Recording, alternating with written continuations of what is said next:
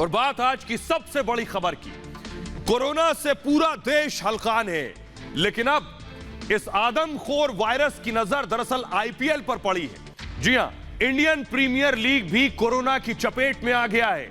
खिलाड़ी कोरोना संक्रमित हो गए।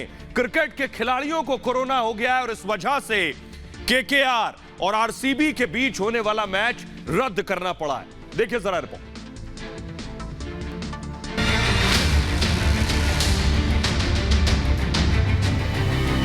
आईपीएल पर कोरोना का साया।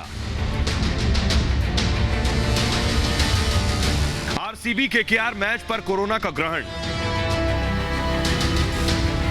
क्या रद्द हो जाएगा आईपीएल 2021?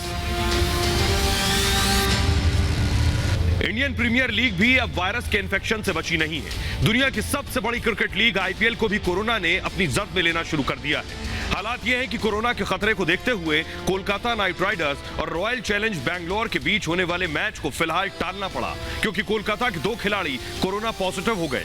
जानकारी के मुताबिक कोरोना ने दूसरी टीमों को भी चपेट में ले लिया है। कई टीमों का सपोर्ट स्टाफ कोरोना से संक्रमित है। जाहिर है कि कोरोना ने आईपीएल पर अपनी निगाहें टेढ़ी कर ली हैं। हालांकि आईपीएल के नियमों के मुताबिक खिलाड़ियों को बायो बबल में रहना होता है, जो खिलाड़ियों और सपोर्ट स्टाफ को कोरोना से बचाता है।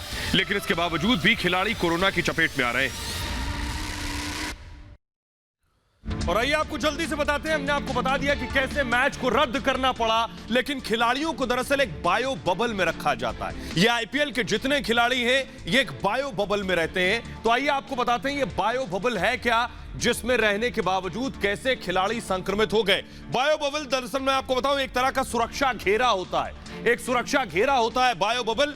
इसके अलावा आपको बताएं जल्दी से, अगर ये चलाएं, मैच से जुड़े लोग रहते हैं इस बायो बबल के अंदर। जो मैच में शामिल लोग हैं उसमें सपोर्ट स्टाफ है, उसमें प्लेयर्स हैं, ये लोग इस बायो बबल में रहते हैं। क्वारंटीन जैसा होता है, जैसे आप क्वारंटीन आइसोलेशन में रह रहे हैं घर में, उसी तरह से बायो बबल भी होता है। खिलाड़ियों और सपोर्ट स्टाफ को अलग और अकेले रहना पड़ता है। पहली प्रक्रिया बायो बबल की यह है कि आपको पहले अपना कोरोना टेस्ट कराना पड़ता है। न सिर्फ कोरोना टेस्ट, आपकी रिपोर्ट नेगेटिव आने के बाद भी 7 दिन आपको क्वारंटीन होना होता है इस बायो बबल में। यानी नेगेटिव होनी चाहिए रिपोर्ट, फिर 7 दिन क्वारंटीन, और क्वारंटीन के बाद भी बायो बबल में आपको एंट्री मिलती है। इसके बाद आपको बायो बबल में एंट्री मिलती है। कहीं जाने की इजाजत इस दौरान नहीं होती है। लेकिन उसके बाद सवाल यह है कि बायो बबल अगर खिलाड़ियों के लिए बनाया गया तो फिर उसके बाद भी कैसे संक्रमित हो गए, उसके बाद कैसे संक्रमित होते हैं, आइए आपको बताते हैं। आपने जान लिया कि बायो बबल क्या होता है, लेकिन अब सवाल यह है कि जब खिलाड़ी बायो बबल में थे तो कोरोना की चपेट में कैसे आ गए। जानकारी के मुताबिक कोलकाता के वरुण चक्रवर्ती बायो बबल से दरअसल बाहर निकले थे। हालांकि वरुण आधिकारिक ग्रीन पास लेकर स्कैन कराने गए थे और माना यह जा रहा है कि इसी दौरान उन्हें संक्रमण हुआ और उनसे ही यह संक्रमण संदीप तक पहुंचा। आपको बता दें कि केकेआर ने आईपीएल शुरू होने से पहले मार्च के आखिरी हफ्ते में अपने खिलाड़ियों का मुंबई में कैंप किया था। यहां एक होटल में बायो बबल बाकायदा तैयार किया गया था। उसके बाद टीम अप्रैल के दूसरे हफ्ते में चेन्नई पहुंची। अब चेन्नई में बायो बबल तैयार किया गया। यहां कोलकाता ने 3 मैच खेले और 18 अप्रैल को चेन्नई में आखिरी मैच खेलने के बाद टीम वापस मुंबई चली आई, क्योंकि मुंबई में दरअसल बायो बबल को समाप्त कर दिया गया था। ऐसे में दोबारा बायो बबल तैयार करने में लापरवाही बरती गई। मुंबई में केकेआर जिस होटल में दोबारा रुकी, उस दौरान उनके देखभाल में रखे गए कर्मचारी कोरोना पॉजिटिव हो गए, यानी कोरोना संक्रमित हो गए। पहले ऑस्ट्रेलियाई खिलाड़ी, आपको याद होगा, एडम जंपा ने आईपीएल छोड़ने की वजह बायो बबल को बताया था। जी हां, उन्होंने कहा था कि भारत में जो बायो बबल है ये दरअसल सुरक्षित नहीं है। यानी खुद वो सुरक्षित इस भारतीय बायो बबल में महसूस नहीं कर रहे थे जितना यूएई में आईपीएल 2020 में उन्हें सुरक्षित लगता था। इन सब के बीच बीसीसीआई ने साफ किया है कि आईपीएल जारी रहेगा। तो आइए अब आपको बताते हैं कि आखिर इस बायो बबल के बारे में हमने आपको बताया, लेकिन इसके साथ साथ आपको बताते हैं न सिर्फ ये बायो बबल, बल्कि कौन कौन से खिलाड़ी संक्रमित हुए हैं निकलने की वजह से या खेलने के दौरान। आपके सामने उन खिलाड़ियों के चेहरे, कौन कौन से खिलाड़ी पॉजिटिव हो गए अब तक। जी हां, वरुण चक्रवर्ती, केकेआर के वरुण चक्रवर्ती पॉजिटिव हो गए हैं, कोरोना पॉजिटिव। वरुण चक्रवर्ती के अलावा आपको बताऊं, संदीप वॉरियर पॉजिटिव हैं, न सिर्फ संदीप वॉरियर बल्कि नीतीश भी पॉजिटिव है, न सिर्फ नीतीश बल्कि आरसीबी के देवदत्त भी पॉजिटिव हो गए हैं और दिल्ली कैपिटल्स के अक्षर पटेल पॉजिटिव हो गए हैं। ये वो खिलाड़ी हैं जो पॉजिटिव हो गए हैं। एनरिक भी पॉजिटिव है दिल्ली कैपिटल्स के और आरसीबी के डैनियल भी पॉजिटिव हैं। तो ये वो खिलाड़ी हैं जो कोरोना संक्रमित हो गए, जिसके बाद दरअसल केकेआर और आरसीबी का मैच रद्द करना पड़ा। 4 खिलाड़ी हट गए। आइए आपको बताते हैं कि न सिर्फ ये खिलाड़ी पॉजिटिव हुए बल्कि वो खिलाड़ी भी है जो पॉजिटिव नहीं है और वो कह रहे हैं इस स्थिति में वो क्रिकेट नहीं खेलना चाहते हैं, वो अपने परिवार के साथ रहना चाहते हैं। इससे पहले हमने आपको बताया था कि पिछले साल से ही कोरोना का बुरा साया पड़ता रहा है और पिछले साल भी आपको याद होगा आईपीएल का को यूएई में कराना पड़ा था, लेकिन इस बार आईपीएल को भारत में ही कराने का फैसला किया गया। इस साल की शुरुआत से पहले ही कई खिलाड़ी कोरोना पॉजिटिव हो गए और आईपीएल शुरू हो गया, लेकिन इस सबसे बड़ी लीग पर भी कोरोना का खतरा मंडराता रहा। नतीजा यह हुआ कि एक के बाद एक कई खिलाड़ियों ने आईपीएल से अपना नाम वापस ले लिया। उनमें एक नाम रविचंद्रन अश्विन का है और उनके साथ 4 खिलाड़ी आईपीएल 2021 से हट चुके हैं। आईपीएल दिल्ली कैपिटल्स के स्टार गेंदबाज आर अश्विन ने पारिवारिक कारणों से लीग से हटने का फैसला किया। उन्होंने इस बात की बाकायदा जानकारी एक ट्वीट के जरिए दी, जिसमें उन्होंने लिखा था कि इस मुश्किल घड़ी में परिवार के साथ होना चाहता हूं। अश्विन के अलावा 3 ऑस्ट्रेलियाई क्रिकेटर भी हैं जिन्होंने इस सीजन को छोड़ दिया है। इनमें राजस्थान रॉयल्स के एंड्रयू टाई और आरसीबी के केन रिचर्डसन और एडम जंपा शामिल हैं जिन्होंने आईपीएल को छोड़ दिया है। तो बेशक बात यह कि कोरोना का साया आईपीएल पर पड़ा है और इस वजह से खिलाड़ी पॉजिटिव हुए हैं और खिलाड़ी आईपीएल छोड़कर भी चले गए। लेकिन इस कोरोना का इलाज करने वाले खुद आधार पूनावाला जिन्होंने वैक्सीन बनाई और उन आधार पूनावालों को भी धमकी मिल रही है। यह खबर आपने पिछले कई दिनों से सुनी होगी, जिसमें आज खुद वैक्सीन मैन का स्टेटमेंट आया है। कोरोना की वैक्सीन बनाने वाली company serum institute of India के सीईओ इन दोनों लंदन में है और उनकी इस यात्रा को लेकर घमासान मचा हुआ है। अटकलें लगाई जा रही हैं कि धमकियां मिलने की वजह से पूनावाला भारत छोड़कर लंदन चले गए। दरअसल इस तरह की खबरें आई कि महाराष्ट्र में स्वाभिमानी शेतकारी संगठन के नेता राजू शेट्टी ने भी पूनावाला को धमकी दी थी और कहा था कि महाराष्ट्र को टीकों की आपूर्ति नहीं बढ़ाई गई तो वो दूसरे राज्यों में टीके जाने नहीं देंगे। और इस धमकी के बाद खुद पूनावाला डर गए और वैक्सीन ले जाने वाली गाड़ियों को रोक दिया जाएगा, ऐसे राजू शेट्टी ने कहा। यह इल्जाम है। पूनावाला ने एक इंटरव्यू में यह बात कही कि उन्हें धमकियां मिली, इस बात का जिक्र उन्होंने किया। वहीं खबरों के मुताबिक सीरम इंस्टीट्यूट की तरफ से गृह मंत्री अमित शाह को चिट्ठी भी लिखी गई जिसमें पूनावाला को सुरक्षा देने की मांग की गई। इसके बाद आपको याद होगा केंद्र सरकार ने आधार पूनावाला को वाई कैटेगरी की सुरक्षा मुहैया कराई थी। आइए अब आपको बताते हैं कि आधार पूनावाला दरअसल है कौन जिन्हें धमकी मिल रही, उनके बारे में जान लीजिए, क्योंकि इस कोरोना से लड़ाई में बड़ी भूमिका वो निभा रहे हैं देश की मदद करके। आधार पूनावाला दरअसल सीरम इंस्टीट्यूट ऑफ इंडिया के सीईओ हैं। जी हां, आधार पूनावाला की ये जो सीआईआई है ये पुणे में है, पुणे में सीरम इंस्टीट्यूट है और आधार पूनावाला उसके सीईओ हैं। इसके साथ ही आपको बताते हैं ये जो सीरम इंस्टीट्यूट ऑफ इंडिया है यही कोविशील्ड वैक्सीन बना रही है। कोवैक्सीन है भारत बायोटेक की और एक एसआईआई यानी सीरम इंस्टीट्यूट ऑफ इंडिया की वैक्सीन है जो है कोविशील्ड एसआईआई के सीईओ जो है वो आधार पूनावाला है। तो पूनावाला को धमकी के बाद महाराष्ट्र कांग्रेस अध्यक्ष ये कह रहे हैं कि वो सुरक्षा मुहैया कराएंगे। वो क्या कह रहे हैं सुनिए जरा। लंदन में आधार पूनावाला ने जो स्टेटमेंट किया था कि मैं अब इंडिया वापस नहीं आऊंगा, जो भी उनको, क्योंकि उनके स्टेटमेंट में उन्होंने कहा था कि मेरा सिरछेद करने वाले हैं और मुझे बड़े नेताओं ने धमकी दी है।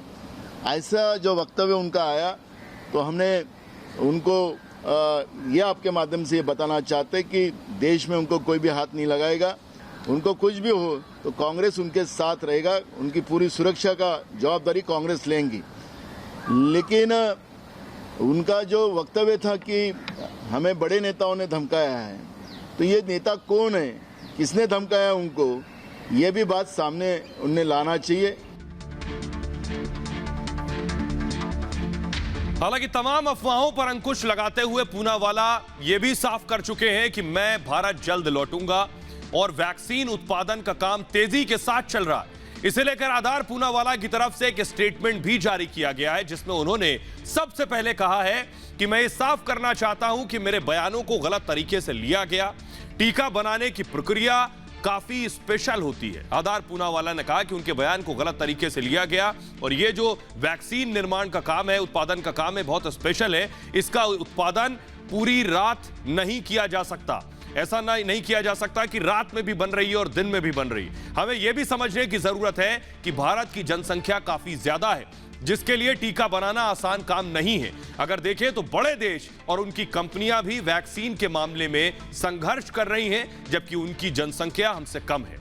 हम सरकार के साथ मिलकर काम कर रहे हैं और हमें पूरी तरह से समर्थन भी मिल रहा है। हमें करीब 26 करोड़ डोजेस का ऑर्डर मिला है, जिसमें हमने 12 करोड़ डोज सप्लाई कर दी है। बची हुई 11 करोड़ डोज राज्य सरकारों और प्राइवेट अस्पतालों को अगले कुछ महीनों में सप्लाई कर दी जाएगी।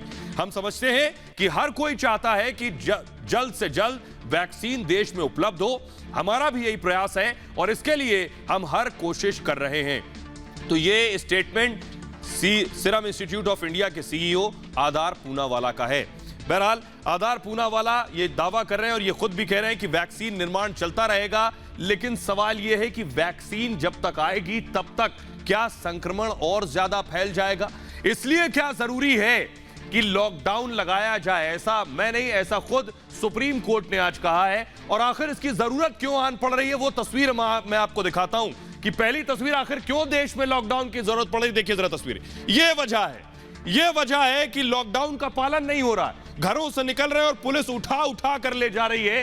हालत ये हो गई है। अगर फुल स्क्रीन तस्वीर अगर मैं दिखाऊं, देखिए जरा, ये देखिए पुलिस को कैसे दौड़ा कर लोगों को पकड़ना पड़ रहा है। जोधपुर की तस्वीर मैं आपको दिखा रहा हूं। देखिए बाइक पर थे, देखते ही पुलिस को वापस भागे। देखिए यू टर्न लिया, भागे और उसके बाद पुलिस को पकड़ के गाड़ी में भरना पड़ा। ये तस्वीर हम आपको दिखा रहे हैं। इन हालातों की वजह से दरअसल स्थिति ये हो गई है कि पुलिस के लिए काम बढ़ गया है। पुलिस क्या लोगों की मदद करे ऐसे, या फिर पहले उठा कर गाड़ी में रख के ले जाए और लॉकडाउन का पालन कराए। देखिए जरा जयपुर की तस्वीर मैं आपको दिखा रहा हूं। पुलिस की मजबूरी अब आप समझिए। जोधपुर की तस्वीर मैं आपको दिखा रहा हूं, राजस्थान की। देखिए क्या हालात है।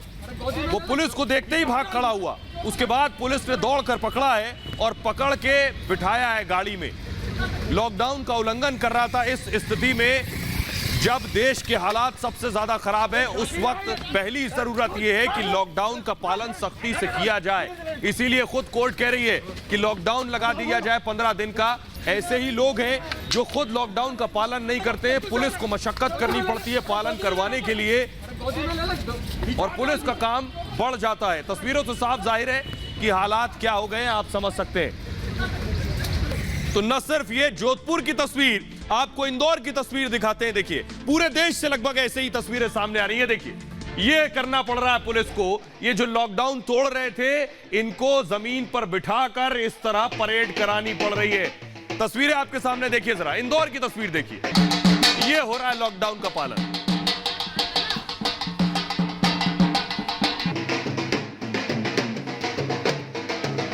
ऐसे लॉकडाउन की सख्ती पुलिस को करनी पड़ रही है। इंदौर की तस्वीरें हम आपको दिखा रहे हैं। पुलिस के पास दरअसल दूसरा कोई विकल्प है नहीं कि आखिर लॉकडाउन का पालन कैसे करवाया जाए इन लोगों को। यही पुलिस के सामने एक विकल्प बचा है। इनको उठक बैठक करवाई, सड़क पर परेड करवाई और उसके बाद इनको इनके घर वापस भेजा गया। और ये पुलिस की मजबूरी है। पहली तस्वीर जोधपुर की दिखाई दी है, दूसरी तस्वीर इंदौर की आप देख रहे हैं। बाकायदा ढोल नगाड़ा बजाते हुए इन्हें पूरे रास्ते, चौराहे, गलियों से निकाला गया, जिससे आसपास के लोग भी देख और समझ लें कि कौन लोग हैं जो लॉकडाउन का उल्लंघन कर रहे हैं। ऐसे हालात में इंदौर, आप सोचिए सबसे ज्यादा मामले देश में इंदौर में है और उस इंदौर में भी लोग लॉकडाउन का पालन नहीं कर रहे हैं। तब पुलिस को यह सख्ती करनी पड़ी है। तो पुलिस को यह सख्ती इन लोगों की सुरक्षा के लिए ही करनी पड़ी है।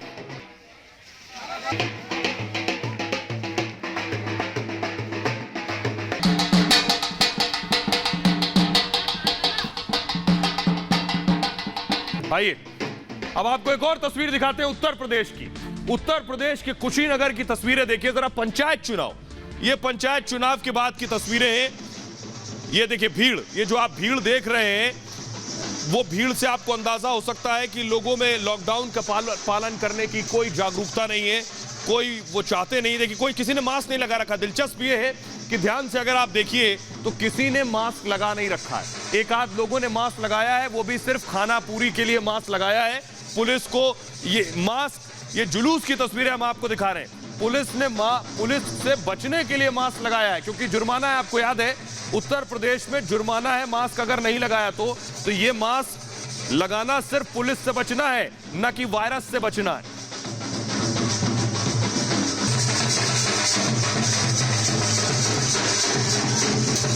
तो कुशीनगर की तस्वीरें हमने आपको दिखाई। एक और तस्वीर जल्दी से आपको दिखाते हैं, मयूरभंज उड़ीसा की तस्वीरें देखिए जरा।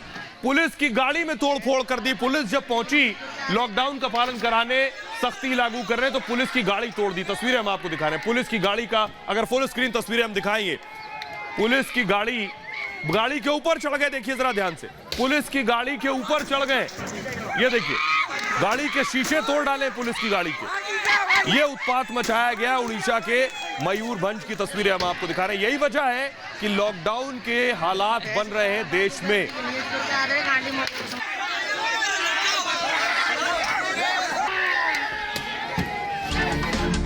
तो उड़ीसा की तस्वीर देखिए, जरा अंबाला की तस्वीर देखिए। अंबाला की तस्वीर देखिए, यहां कितनी भीड़ है बाजार में। इसलिए कहा जा रहा है कि हालात देश में लॉकडाउन के हैं। क्या 15 दिन का लॉकडाउन सख्ती से लागू करने की स्थिति हो गई। देखिए, यहां किसी को देखकर आपको नजर आ रहा है कि किसी को कोरोना से डर और खौफ है। ये तस्वीरें देखकर आप समझ सकते हैं। न सिर्फ ये तस्वीरें, इसके बावजूद लोग बिना मास्क घूम रहे हैं सड़कों पर। लोग बिना मास्क घूम रहे हैं। इसकी नजीर खुद आपने देखी बंगाल में, जब बंगाल में लोग बिना मास्क घूम रहे थे। देखिए जरा तस्वीरें, लोग बंगाल में, ये देखिए ढोल नगाड़े बज रहे हैं। अगर सुना सके हम तस्वीरें दिखा भी सके। ये देखिए ढोल नगाड़े बज रहे हैं। जितनी भीड़ आपको नजर आ रही है सब बिना मास्क है, बिना मास्क है ये लोग। तो ऐसी स्थिति में कोई और विकल्प बचता नहीं है सिवाय लॉकडाउन के।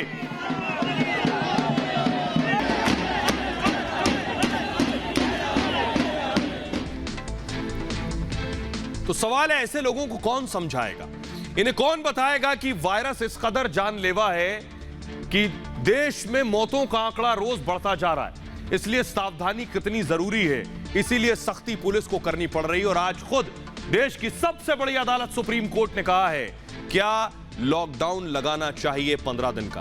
देखिए रिपोर्ट।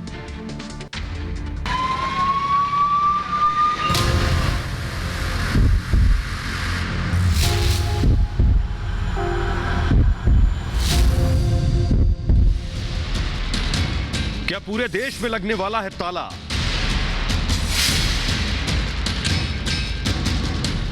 पंद्रह दिन का हो सकता है लॉकडाउन।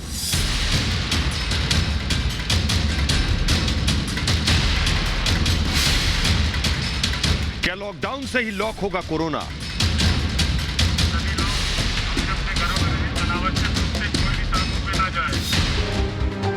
देश में कोरोना का कहर लगातार जारी है। भारत में संक्रमण के मामले 2 करोड़ के करीब पहुंच गए हैं। ऑक्सीजन से लेकर बेड और वेंटिलेटर को लेकर अफरा तफरी मची हुई है। इस बीच देश की सबसे बड़ी अदालत ने कहा है कि अब बड़े फैसले लेने का वक्त आ गया है। सुप्रीम कोर्ट ने कहा है कि दूसरी लहर के वायरस पर अंकुश के लिए लॉकडाउन जरूरी है। केंद्र और राज्य सरकारें लॉकडाउन लगाने पर विचार करें। लॉकडाउन के दौरान गरीबों का ध्यान रखना चाहिए। केंद्र सरकार ने लॉकडाउन को लेकर पहले ही राज्यों को अपने हिसाब से फैसला लेने की छूट दे रखी है। कई राज्यों में लॉकडाउन भी लागू है, लेकिन अब भी देश में पॉजिटिविटी रेट 20% से ज्यादा है। इतना ही नहीं, कोरोना की दूसरी लहर का पीक आना भी बाकी है। जाहिर है अभी हालात और बिगड़ने की आशंका है। ऐसे में बड़ा सवाल यह है कि लॉकडाउन से ही हारेगा वायरस। और आइए जल्दी से आपको बताते हैं दरअसल ऐसे हालात बन क्यों रहे हैं कि देश में लॉकडाउन लगाना पड़े। ये हम आपको बताने जा रहे हैं। दरअसल हालात बनने के पीछे वजह ये है, ध्यान से देखिए।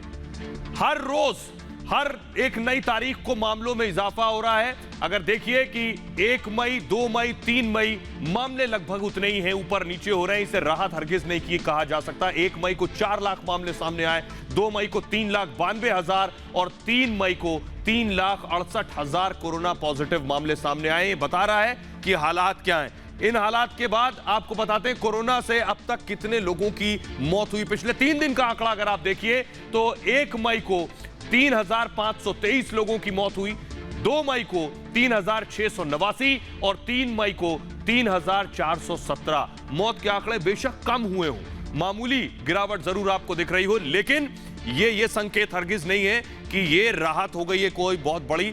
आगे क्या होगा कोई नहीं जानता, क्योंकि डॉक्टर्स कहते हैं 15 मई तक पीक आने वाला है। तो आइए आपको बताते हैं कि आखिर लॉकडाउन की जरूरत है क्यों।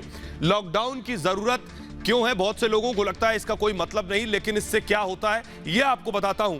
दरअसल लॉकडाउन, कोरोना की दूसरी लहर जो इतनी खतरनाक हो गई है और इसका पीक अभी आना बाकी है, डॉक्टर्स ये कहते हैं कि सुप्रीम कोर्ट ने इसे रोकने के लिए लॉकडाउन लगाने की बात कही है। लेकिन क्या इससे कोरोना संक्रमण में कमी आएगी? जानकार ये मानते हैं कि कोरोना की चेन को तोड़ने के लिए लॉकडाउन की जरूरत होती है। जिस तरह से रोज संक्रमण के मामले बढ़ रहे हैं, मौत के आंकड़ों में इजाफा हो रहा है, लैब में टेस्ट करने वालों की लाइन है, अस्पताल में बेड की लाइन है और ऑक्सीजन की कमी और मुश्किलें बढ़ा रही है।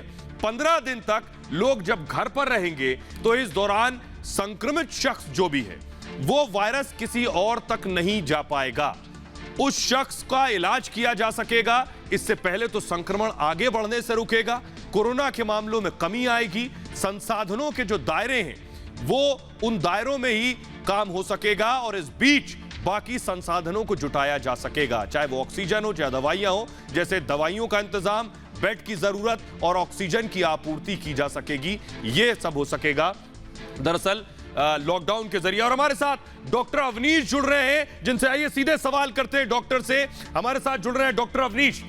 डॉक्टर अवनीश, हम देख रहे हैं देश के हालात क्या है, ये हम देख रहे हैं इस वक्त कोरोना के मामले लगातार तेजी से बढ़ रहे हैं, मौत के आंकड़े भी बढ़ रहे हैं, बेड नहीं है, ऑक्सीजन नहीं मिल रहा है, टेस्ट नहीं हो पा रहे हैं। क्या ऐसी स्थिति में वक्त आ गया है लॉकडाउन लगाने का? वर्तमान स्थिति में जहां पर संक्रमण की दर लगातार बढ़ी है, तेजी से बढ़ी है, लोगों में थोड़ा सा भय, व्याकुलता और बेचैनी का माहौल हुआ है। ऐसी स्थिति में अगर जो हमारा मैनेजमेंट ऑक्सीजन को लेके, बेड को लेके, चूँकि भय और व्याकुलता में लोग छोटी सी चीज़ में पैनिक होकर ज़्यादा हॉस्पिटल की तरफ जा रहे हैं, जल्दी से ऑक्सीजन लेवल की तरफ, जरा से गिरते हुए स्तर पर सिलेंडर की तरफ दौड़ रहे हैं। ऐसी में मैनेजमेंट कहीं ना कहीं अव्यवस्थित हुआ है। अतः लॉकडाउन के दौरान लोग जहां पर घरों में रुकेंगे, लोग इस संक्रमण की चैन को कहीं ना कहीं तोड़ सकते हैं, कम कर सकते हैं। उस समय में हम इन चीज़ों की उपलब्धता को तय कर सकते हैं। जैसे जैसे इन चीज़ों की उपलब्धता बढ़ेगी, कहीं ना कहीं संक्रमण की चैन भी एक तरफ रुकेगी। लॉकडाउन के दौरान लोगों में भय और व्याकुलता इन केसेस की रफ्तार के थमने से और भी कम आ जाएगी, लोगों में बेचैनी भी कम हो जाएगी। ऐसे में लॉकडाउन एक हल इसका हो सकता है।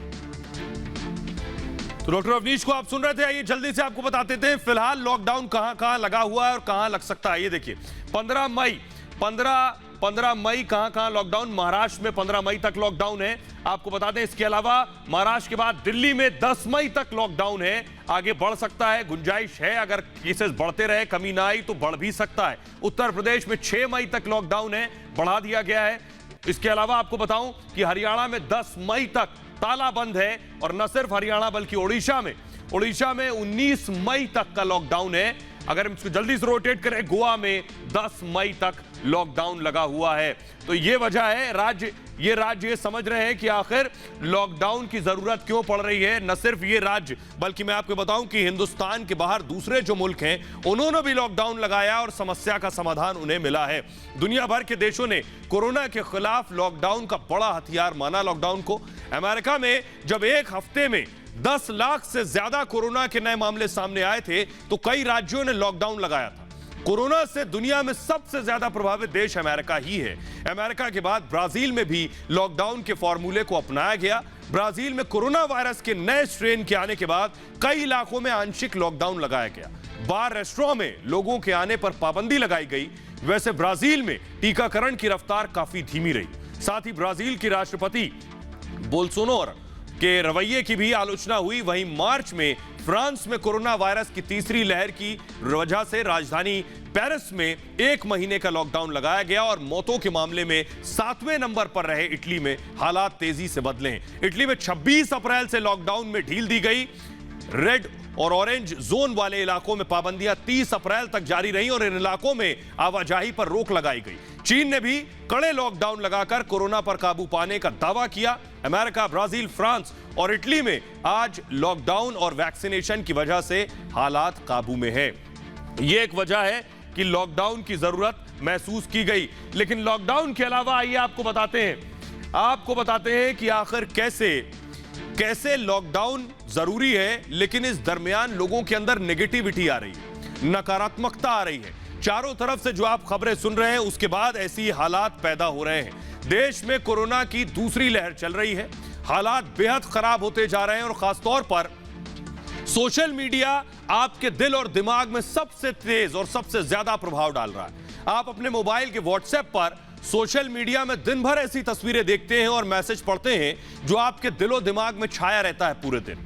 संकट की इस घड़ी में हर कोई डरा हुआ है, लेकिन डर के इस माहौल में एक वायरस या महामारी ऐसी भी है जिससे लड़ना बेहद जरूरी है और उस वायरस का नाम है नकारात्मकता, यानी नेगेटिविटी जो आपके अंदर हो रही है। अगर आपने अपने जहन और दिमाग पर इस नकारात्मकता को हावी कर लिया तो कोरोना से लड़ाई और मुश्किल हो जाएगी। दरअसल पूरा देश कोरोना से जंग लड़ रहा है, ऐसे में मन में गलत विचार आना लाजमी है।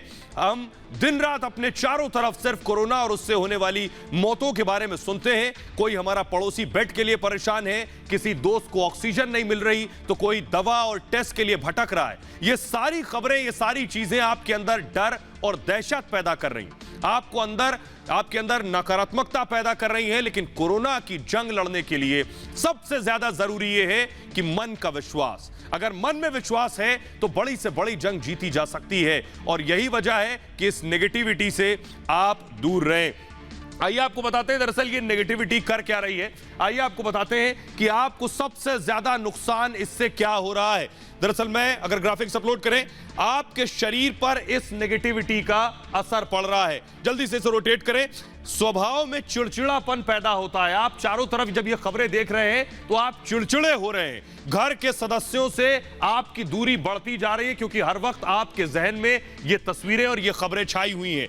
इम्यूनिटी पर असर पड़ेगा। यह सबसे इंपॉर्टेंट पॉइंट है कि आपके अंदर नकारात्मकता और नेगेटिविटी आएगी तो इसका सीधा असर आपकी इम्यूनिटी पर पड़ेगा, आपकी बीमारी से लड़ने की ताकत और क्षमता पर इसका असर पड़ेगा और इससे आपकी इम्यूनिटी कम होगी और इम्यूनिटी कम होगी तो क्या होगा, कोरोना का खतरा बढ़ेगा। इसलिए बहुत जरूरी है कि आप पॉजिटिव रहें। इसके लिए क्या करना है यह भी मैं आपको बताता हूं कि इसके लिए आपको क्या करना होगा। ऐसे में जरूरी है आप सकारात्मक रहें, यानी पॉजिटिव। अक्सर आपने लोगों को यह कहते हुए सुना होगा कि बी पॉजिटिव। हालांकि आजकल पॉजिटिव शब्द सुनकर हर कोई डर जाता है, लेकिन आपको और हमें इसी डर को खत्म करना है और इसके लिए पॉजिटिव सोच बहुत जरूरी है। हर वक्त अच्छा सोचें, अच्छी किताबें पढ़ें, घर का माहौल अच्छा बनाकर रखें। अगर आपकी सोच पॉजिटिव है तो आप इस संकट के दौर पर भी जल्द जीत हासिल कर लेंगे। बस इसी सोच के साथ आगे बढ़ते जाएं। पॉजिटिव सोच से आत्मविश्वास बढ़ता है और आत्मविश्वास से कुछ कर गुजरने का साहस भी पैदा होता है। इसके अलावा मेडिटेशन करें क्योंकि इससे मन शांत रहता है और हमारा गुस्सा भी कंट्रोल में रहता है।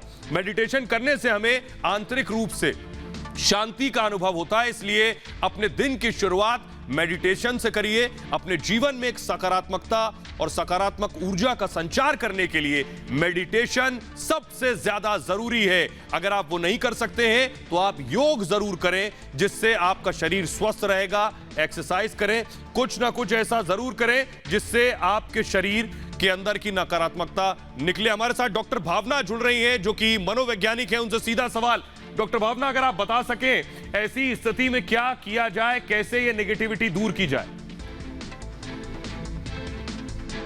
बहुत जरूरी है हमारे दिनचर्या में हमें फिजिकल एक्सरसाइज, मेंटल एक्सरसाइज और अच्छा खान पीन जरूर लेते रहना। इसके साथ साथ सोशल आइसोलेशन में ना जाएं, बट सोशल डिस्टेंसिंग को मेंटेन करते हुए ज़रूरी है कि हम इमोशनली और मेंटली अपने नियर और डियर वंस जो हमारे करीबी हैं उनके साथ और भी ज़्यादा कनेक्ट रहें, क्योंकि हमारा सोशल सपोर्ट और सेंस ऑफ बिलोंगिंगनेस हमें इस नेगेटिविटी से दूर लेके जा सकता है। हमें ग्रैटिट्यूड ज़रूर एक्सप्रेस करना चाहिए, क्योंकि हमारे पास बहुत सारी ऐसी ब्लेसिंग्स हैं जिनको हम कभी कभी नेगेटिविटी में सिलेक्टिवली फिल्टर आउट कर देते हैं, पर उनको हमें और ज़्यादा जागृत करना चाहिए और इसके साथ साथ हमें एम्पथाइज करते हुए अनकंडीशनल सपोर्ट दूसरों को देना चाहिए। और आइए अब आपको बताते हैं कि विदेशों से क्या क्या आ रहा है। विदेशों से जो लगातार हमें मदद और सहायता मिल रही है वो तस्वीरें हम आपको दिखाने जा रहे हैं। तस्वीर आपके सामने, इटली से मदद की खेप आई है, ये तस्वीरें हम आपको दिखा रहे हैं। ये देखिए, हर रोज इस तरह की मदद हिंदुस्तान के में अलग अलग देशों से आ रही है। ये इटली से आई। इटली खुद, आपको याद होगा, इटली खुद कोरोना की महामारी से किस कदर जूझा है और अभी भी इटली जूझ रहा है। तस्वीरें आप देख रहे हैं कि कैसे इटली से ये मदद हिंदुस्तान को आई है। अगली तस्वीर आपको दिखाने जा रहे हैं, न सिर्फ इटली बल्कि जर्मनी से भी तस्वीरें सामने आई हैं। वो जर्मनी की तस्वीरें जो आई हैं वो हम आपको दिखाने जा रहे हैं। देखिए जरा, जर्मनी से ऑक्सीजन कंसंट्रेटर आया है। ये इंडियन एयरफोर्स का विमान है। ये देखिए, कंसंट्रेटर, ऑक्सीजन कंसंट्रेटर इस वक्त जिसकी सबसे ज्यादा जरूरत है वो आया है जर्मनी से। ये देखिए, विमान से जो कंसाइनमेंट निकल रहा है, ये जो आप देख रहे हैं, इसमें ऑक्सीजन कंसंट्रेटर भरे हुए हैं।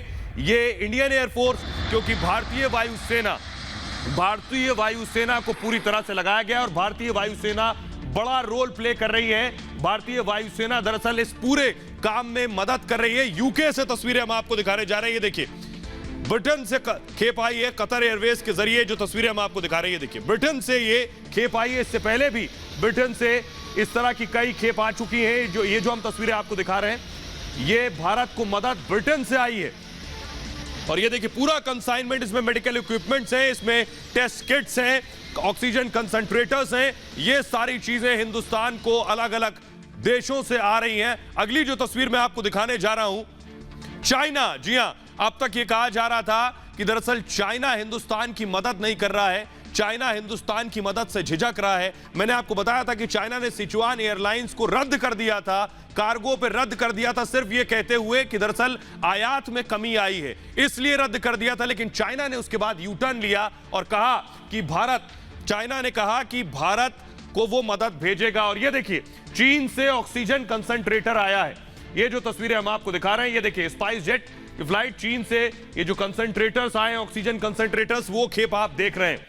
चीन भी हिंदुस्तान की मदद के लिए आगे है, हिंदुस्तान की मदद कर रहा है। और हर रोज अलग अलग मुल्कों से ये तस्वीरें सामने आ रही हैं जो हिंदुस्तान को मदद के लिए भेजी जा रही हैं। वो तस्वीर हम आपको दिखा रहे थे, चीन की तस्वीर आप देख रहे थे अभी कि चीन से कंसाइनमेंट भारत को आई है। सवाल ये है कि हिंदुस्तान को चारों तरफ से मदद आ रही है, ये मदद आने वाले वक्त में बढ़ेगी और वैक्सीन भी आनी शुरू होंगी, तब भारत के लिए एक बड़ा बेहतर होगा, क्योंकि भारत को सबसे ज्यादा जरूरत वैक्सीन की ही है। इस हालात में खुद स्पुतनिक आने वाली है, न सिर्फ स्पुतनिक बल्कि अमेरिका से और कुछ और मुल्कों से जब वैक्सीन आएगी तो कोरोना पर हम बेहतर तरीके से काबू पा सकेंगे। फिलहाल ये भारत की बात है, मैं इतना ही। अपना ख्याल रखिए। एक छोटे से ब्रेक के लिए रुक रहे हैं, लौट रहे हैं कुछ और बड़ी खबरों के साथ।